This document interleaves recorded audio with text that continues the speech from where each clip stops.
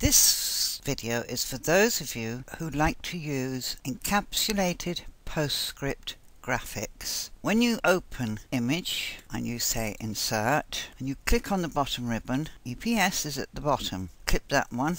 Now I've got an EPS folder already opened, but my default handler for EPS is OpenView. If I click on one, and I'm not going to click on number one because I know it's far too big. But if I click on one, there is the preview. And just looking at the preview tells me it's far too messy. It's filling up my little preview box. I look at number two. He looks though he might be a bit big as well. Well, I know there are several in here that are sort of logo sized. I will go for a biggish one. Go for this one because this one's not too dirty. I know that sounds like a weird adjective to use for a graphic, but graphics come in all shades, types and forms, including EPS. So I'm going to tell that open, and there it is. Now it's a nice small graphic, and I'm going to move it to one side, and I'm going to go back to Insert Image number one. So I'll go down to EPS, and I'll click on number one, and I'll tell that open. No image. I'm going to click on that one. I'm going to tell that delete. Re-click on this. I'm going to go into graphics mode just to show you something did come in. There is the bounding box for that image that didn't show up. And it's telling me it's 119 millimeters wide and 108 millimeters tall. Of course, what it's not showing me is it's so full of information. The program has looked at it and gone, no way. So I'm going to delete that. And I'm going to import my EPS into CorelDRAW Essentials, which is part of your MBX digitizing suite. So I go to Import. No preview available. The reason there's no preview available, there is no GIF or BMP thumbnail with it. Most EPSs come with a thumbnail. Right, I think it was number 5, was it? Import. Now, import your EPS as editable, also as curves. And it tells you when you import it as editable, some limitations may apply. So I'll tell you what, we'll bring it in as the encapsulated PostScript, and I'll show you what happens. Oh, I keep forgetting I have to double click, and I'm going to enlarge it. That's impossible to use. That's bringing it in as an encapsulated PostScript. So I'm going to click on that and I'm going to delete that. So I'm going to go back to Import number 5, tell it to come in and make it editable and say OK.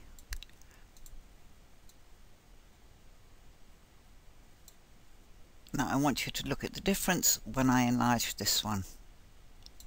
There's more clarity. There we go. That's to get my resize handles. And there is the image. Over here is my Objects Properties bar. And I forget how I got it to be here permanently. I've got a very bad short-term memory. This is the fill. And down here you'll see Fill G1. I come up to this ribbon and I tell it no fill. So to all intents and purposes there's now no fill behind this picture. So we'll go back into MBX. So now I'm going to go to Outlined Image Preparation, and it's showing me there are 2 colors available. I don't see too much definition here. I'm going to try that on a higher setting. It's not really improving things for me. I still can't see the edges here or around here. It wasn't too clean an image to begin with, so I'll say OK to that. It's lost all the line work there. So I'm going to tell that back and go back to Outline Preparation.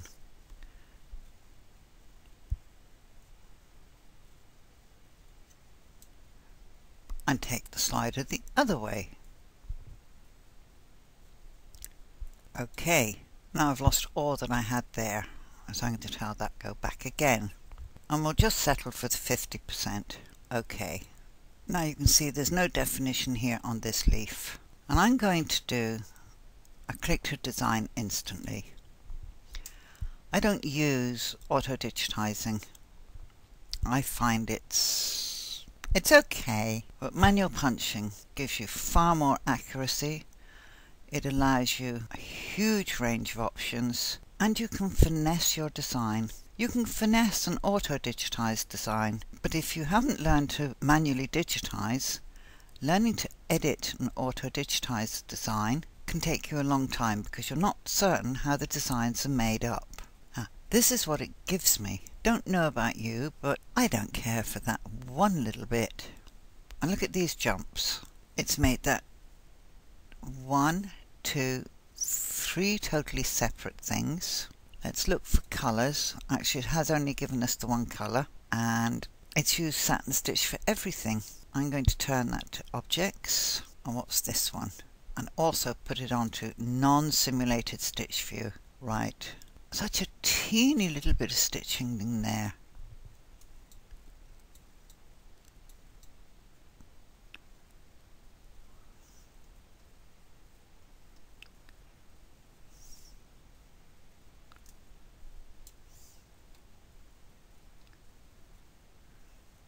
Oh, there it is. Far heavier than you might have wanted.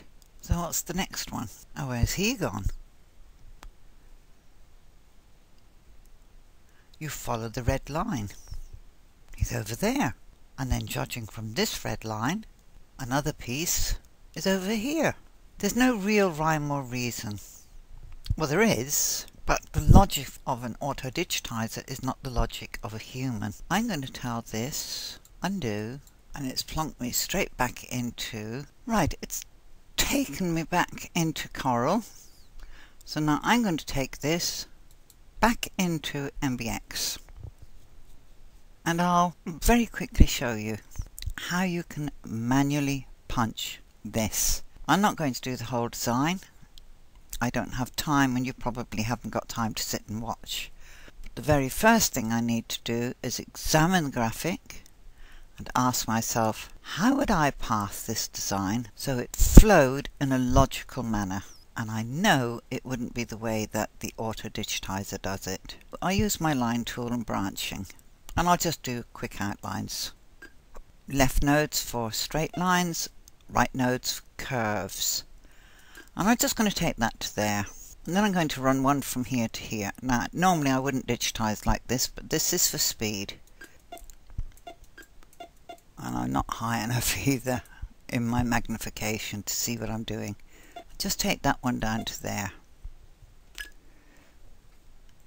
And I have to go a bit higher, so you're going to lose the whole picture. And then I'm going to come down to the bottom of this one. I'm going to lay this one in. If you're making logos, the best way to create a logo is to manually punch it. You make decisions over what can be included and can't be included. You have to consider what type of machine you have. Domestic machines are not as accurate as industrials, and the domestic semi-industrial multi-needle machines like the MB4 or the PR600 don't give you the accuracy that the big commercial industrial machines have. They have separate motors. Some of them have separate motors for the Y-axis, and some of them have separate motors for the X-axis.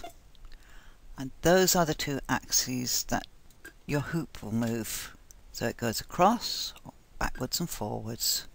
Right, I'm not going to do much more than that. I'll just finish this bit off here. Okay, now I'm going to go to Edit, select All, Edit, Branch, and then tell it I want it to begin here and end here. I've got one jump, and that's from my center to my first stitch.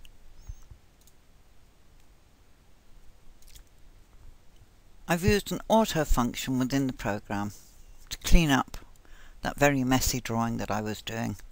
Now if I wanted, I could go in and turn this all to a heavier line. I just go into Object Details, Single Run Line, and turn that into a satin line, make it narrower than 2, never go below 1 millimeter. You run the risk of something stitching. It's not much more than a run stitch. Now straight away it's turned jumps in because it's not branched. So I select all again, because the minute you do something to a branched item, unless it's backstitch on the running, and I can tell that branch because satin stitch is a member of the run stitch family, and there it is branched, no jumps. Now I'm not suggesting that you plough straight in and manually digitize. It takes time to learn, and you can't use the branching on everything. But if you can and you practice, you'll soon find that your own manual punching for things like logos is far superior to anything you can get out of the auto-digitizing. You can control every single aspect of it. And one thing you have to learn is that lettering, unlike printing, has a lower limit on size.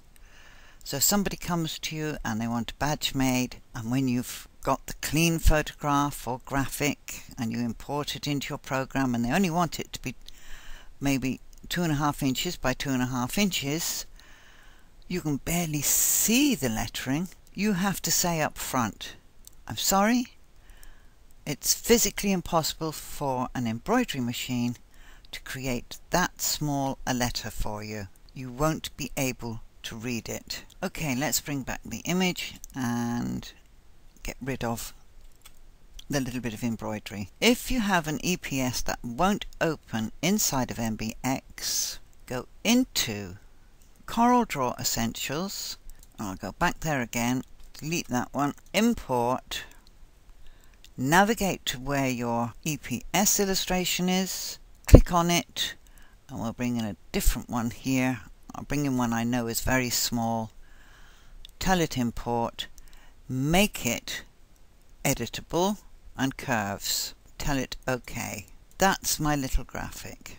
So put a bounding box around it, I can resize it, and this is an EPS. I can tell it no fill by coming up here, clicking on this down arrow, no fill. I can auto-digitize it within Corel. And there it is, it's been auto-digitized inside of Corel. It's optimized the stitching order, it's not made too bad a job of it, but of course it is a very simple little graphic. It's not made that good a job of it either. I don't like these bits, and the way that joins there. I would have to go in and edit all that out. It would be a lot faster for me to actually go in and manually punch that design. But that is how you can get your EPS graphics into MBX.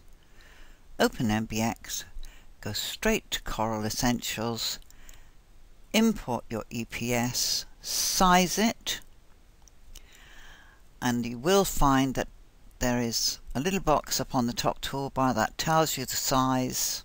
I believe you can ask for imperial if you are in America. I live in Europe and we work in metric. And you can auto-digitize it either in Corel or MBX, but neither solution is as good as learning to digitize manually. So I hope that helps you.